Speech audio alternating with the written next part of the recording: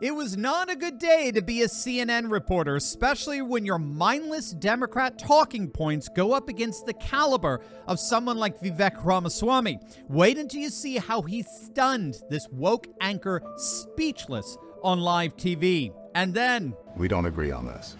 Yes, you want censorship and I don't. No, I don't want censorship at all. Yes, you do. No, I want responsibility. I think there... You desperately want censorship. No, if I want a censorship... You want censorship so bad you can taste it. No, that's not true. Don Lemon humiliates himself once again. We're going to see the latest on the former CNN host's propensity towards self-embarrassment. You're not going to want to miss this. Hey gang, it's me, Dr. Steve, your Patriot Professor, here to help you stay sane during these insane times. So make sure to smack that bell and subscribe button, and let's dive right in. That language, they live like vermin. Do you believe that that is, as your Republican colleague Chris Christie has said, neo-Nazi rhetoric? This is a classic mainstream media move. Pick some individual phrase of Donald Trump, focus on literally that word without actually interrogating the substance of what's at issue. The word was chosen for a reason. We are in the middle of a cultural war in this country. The word was chosen for a reason. It's actually describing a series of behaviors. You have Antifa and other related groups that have been burning down cities for the last 3 years in this country. Would you describe them as vermin? Wildly violating the rule of law. We have an invasion on our southern border. We have millions of people crossing our southern border. Let's talk about the substance of why we have to recognize that we're not in ordinary times. Would you use that language yourself? The vocabulary of the vermin or not is not what's important. Well, I haven't used that language. So you can look at my track record on the campaign trail. I talk about the issues. We all talk about them differently. But what I'm not going to do is play some game of focusing on some word that somebody else said without ignoring entirely the substance of what we're actually talking about. A border crisis of historic proportion. Economic stagnation we haven't seen in 50 years. A national identity crisis and a loss of national pride in the next generation that's potentially existential for this country.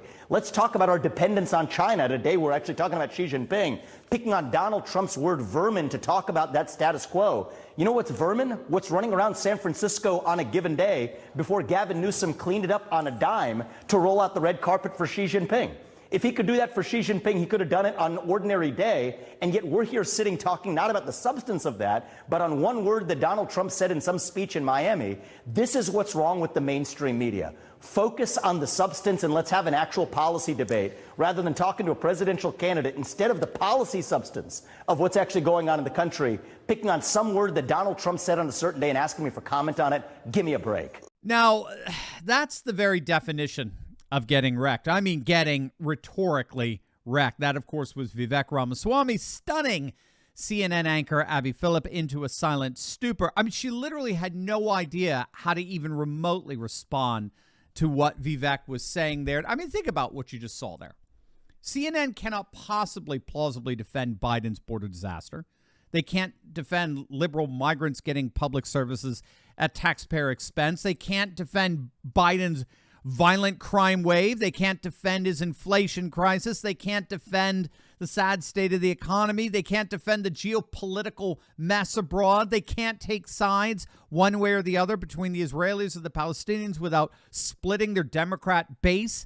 And so instead, because they can't talk about and defend any of these issues that voters actually care about, instead, they've reduced themselves to junior high level gossiping squabbles about name calling. I mean, seriously. I mean, think about it. I mean, think about the level of drivel, of mindless babble that tries to pass itself off as serious journalism today. You've got an invasion at the southern border. You literally have millions of illegal border crossings over the course of months. You have American citizens being murdered, like Laken Riley, by illegal migrants, murdered by perpetrators who should never have been here in the first place. And a president who can't even pronounce her name, Lincoln. You've got a cost of living crisis throughout the country. You've got the world order literally unraveling. But your number one priority as a supposed news agency is to quibble over name calling. That was the brilliance of Vivek's response there. He, in effect, forced this poor excuse for reporter to defend CNN's deliberate choice to ignore precisely the issues that voters care most about and instead mire themselves in the gutter of junior high-level squabbles.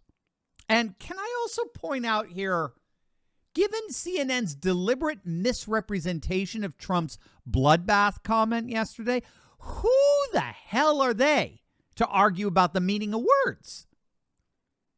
Who the hell are they to cast aspersions against the words people use when they turn around and deliberately misrepresent them? Because he's even predicting a bloodbath. What does that mean? He's going to exact a bloodbath? There's something wrong here. How respectful I am of the American people and their goodness. But how much more do they have to see from him to understand that this isn't what our country is about? Praising Hitler, praising the Russians. Now, you'll notice there, where was the pushback? Where was CNN saying to Nancy Pelosi, well, hold on now. We at CNN take words very, very seriously. You do know, Ms. Pelosi, I know you may have been too busy, too distracted with your insider trading, but you do know that Trump was talking about the auto industry when he used that term bloodbath, don't you? I mean, you do realize you are misrepresenting his words, don't you? And a bunch of freaking clowns. I mean, the good news is that nobody gives CNN the time of day anymore. Their audience is down 90% over the last 2 years. And word on the street is that there's about to be a bloodbath of layoffs at CNN in the coming months. So how's that for irony? But you know, it's even worse because we have an example, perhaps the single most embarrassing anchor of them all, who ended up getting fired from CNN, literally fired because he was so bad. He's back, and he's more cringeworthy and insufferable than ever. Wait until you see this. But, you know, speaking of Pelosi, you know that she and her ilk have been getting insider trading secrets for decades now, enabling their returns to beat the market every single year. But thanks to a little-known SEC database, guess what? We can have access to the very same trading secrets that these politicians are privy to. We get to see what stocks corporate CEOs are buying up in real time, and then we get to piggyback on their trades to gain the same advantage for ourselves that Pelosi and the crooks in D.C. have. My friend Ross Givens has been tracking insider tradings for years now, and his recommendations have led to investment returns, get this, over 200%. Some have hit as high as nearly 1,500%. And now it's your turn. Click on that link below right now and learn how you too can learn to trade like Pelosi. Click on that link and learn how to gain an insider advantage for yourself today. Former CNN albatross Don Lemon was hoping to make a big comeback with his interview with Elon Musk on X. But as it turns out, he only ended up proving what an insufferable ass he really is. We don't agree on this. Yes, you want censorship and I don't. No, I don't want censorship at all. Yes, you do. No, I want responsibility. I think You desperately want censorship. no, if I want a censorship. You want censorship so bad you can taste it. No, that's not true. It's not true. I think that there's right and wrong.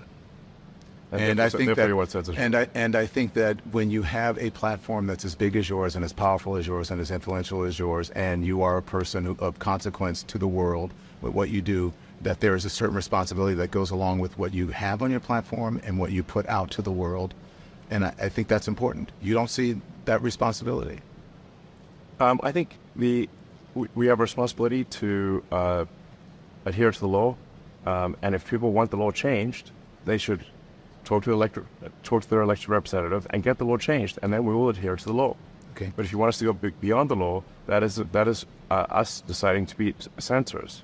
So, And I'm against censorship. I'm in favor of freedom of speech. Yeah. And freedom of speech only is relevant when people you don't like say things you don't like. Otherwise, it has no meaning.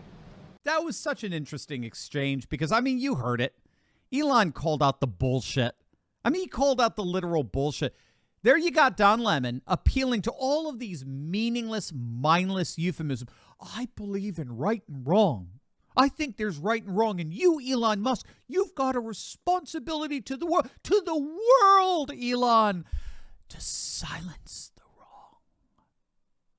And Elon's like, you're so full of shit. You want censorship. You're calling on me to censor. And Lemon's like, no. I would never use the censor. No.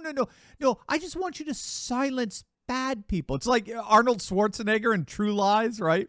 When his wife finds out he's a secret agent, she's like, have you ever killed people? And he's like, yeah, but they were all bad. That's Don Lemon. Oh, Elon, the only people I want you to silence are the bad people. I believe in right and wrong, and I want you to silence those who I believe are wrong. It's the very definition of censorship, as Elon incessantly pointed out to him. But don't expect Lemon to get it. I think it was Tucker who once described Don Lemon as someone who ought to be publicly embarrassed but never is. I mean, that's a guy who just, again, he just got rhetorically whacked and he has no idea it happened. So all of this is to say, especially in light of the obvious lying and misrepresentation we saw yesterday with Trump's bloodbath comments, the legacy media's deceptive duplicity is publicly being called out. They're being exposed each and every day from all corners of society as being blatant partisan hacks, which is all but guaranteeing their eventual and inexorable demise. Hey, gang, I just wanted to give you a huge note of thanks to each and every one of you, the thousands of you that have recently clicked on the link below and joined our Insiders Club. As many of you know, we took a big hit from big tech. Our channel was completely and totally demonetized, but you, literally thousands of you, stepped in and you rescued me and this channel by bypassing big tech and joining our Insiders Club. You made it loud and clear to the Silicon Valley oligarchs that we're a movement, an army of like-minded patriots who refuse to be silenced by the international woke police. And so once again, I just want to take this moment to thank each and every one of you who have joined our Insiders Club for coming to our rescue. And for those of you who want to join in on the effort and take action, gang, just click on the link below and join our email list. That way we will never, ever, ever lose touch with each other, no matter what big tech does. So just click on that link below, join our email list, and become a part of an army of literally hundreds of thousands of patriots dedicated to taking our nation back, most importantly, together.